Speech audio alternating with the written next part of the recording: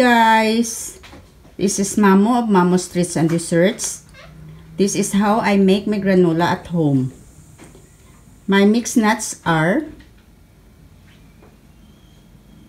almond, kasoy nuts, walnut, peanuts, pistachios, macadamias, and whole rolled oats. Ito po ang ginagamit ko. Non-GMO, 100% natural na oats. Then ito na ang aking mixed nuts. I-mix lang ang lahat na ingredients. 50-50 ang nuts natin at saka oats.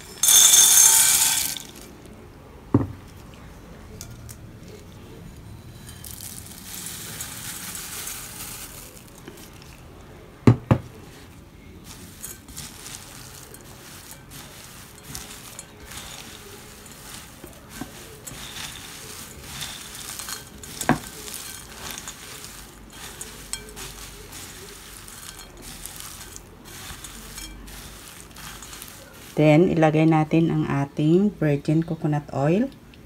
Ganito kadami.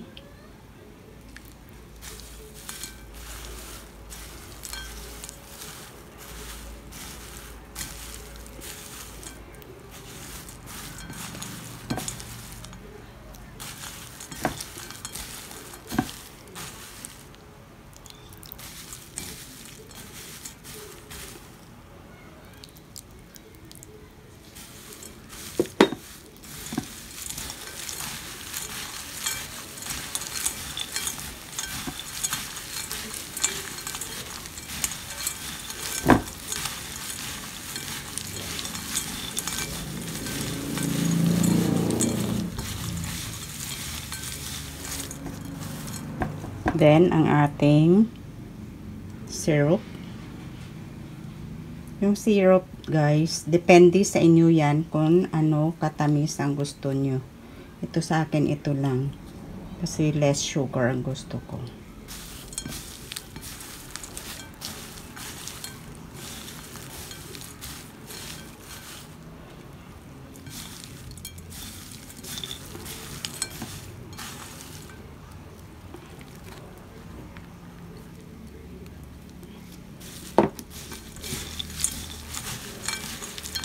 I-mix lang natin ng mabuti.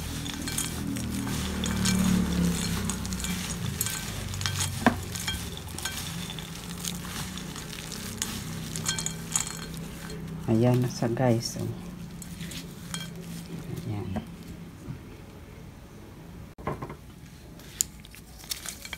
Ilagay lang sa baking pan.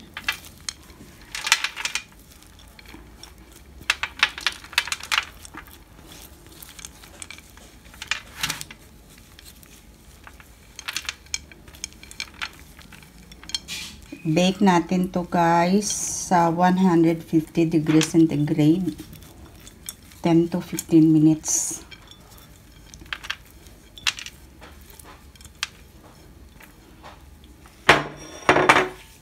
Then i-flatten lang natin like this.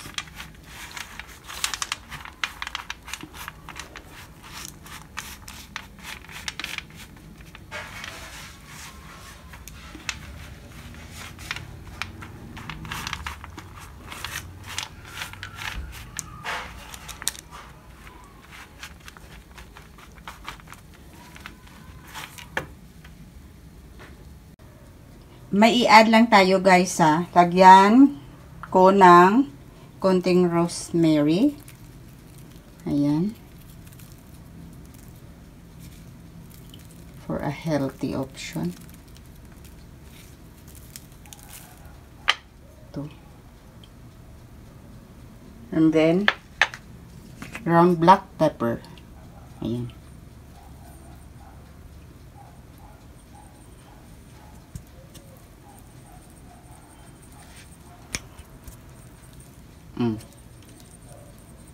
Ayan. Bake natin guys. 10 to 15 minutes.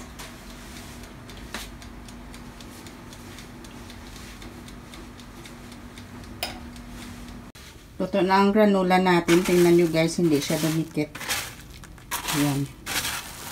Ito ang advantage kung ang gagamitin natin ay coconut oil at saka syrup. Kung gusto nyo magdikit, granola bars ang gusto ninyo, ang gamitin nyo ay honey. Ilagay lang sa mga ganitong jars. Then, isil.